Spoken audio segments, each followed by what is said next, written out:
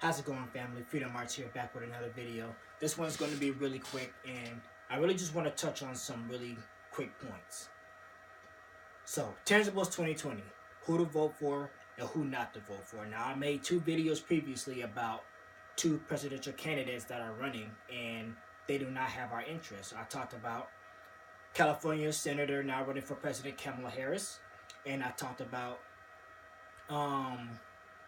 I don't know, I believe he's a senator out of New Jersey on the East Coast, Cory Booker. Now, both of these candidates are very, very bad choices for us for obvious reasons. If you don't know why Kamala Harris is against black people's interests or Cory Booker is, there are many YouTubers who talked about it, or you can look at my older videos. Kamala Harris has an atrocious criminal record against black people.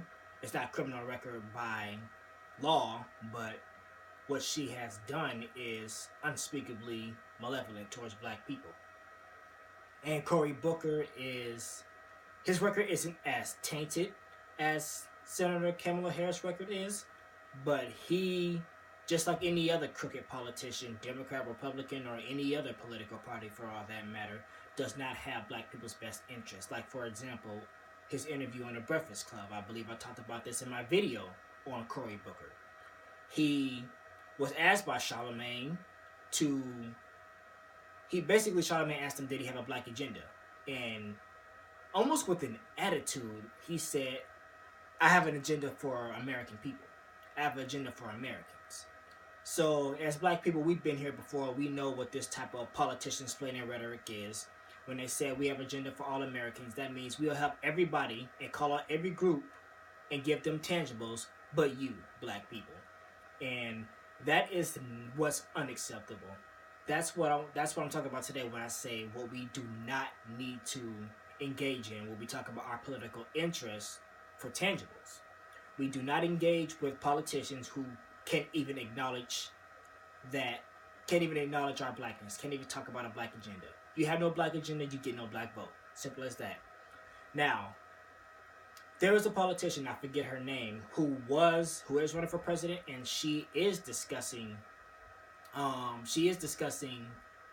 tangibles for black people. She's discussing reparations. She wants to give $100 billion worth of reparations to those of the African diaspora. Now, $100 billion, a lot of black people who have done their math and research, that is a down payment. That's not the entire reparation. As far as I'm concerned, that is not only a down payment, that is just a piece of the care package that we need to receive. We also need to talk about police brutality. We need to be a protected class as black people. We need strict laws enforced against police and anybody who attempts to do a hate crime against us. There needs to be maximum punishment for those who kill black people who they feel like they can kill with impunity.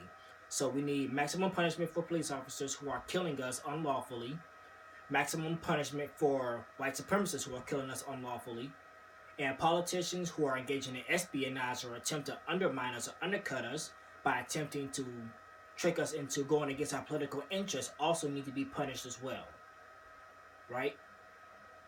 So we need to think very critical about what we're going to do when we approach this topic, of tangibles for black people. If there is a politician who is going to run in our interests, they need to have a black agenda. $100 billion of reparations is just a down payment. And we need strict laws enforced to have black people in the United States, ADOS or American descendants of slavery, to be a protected class. Again, back to the police brutality or any type of white supremacist brutality against black people, there needs to be maximum punishment. And in my opinion, that is life in prison at the least, at best life imprisonment, and at worst the death penalty. But that's up for debate.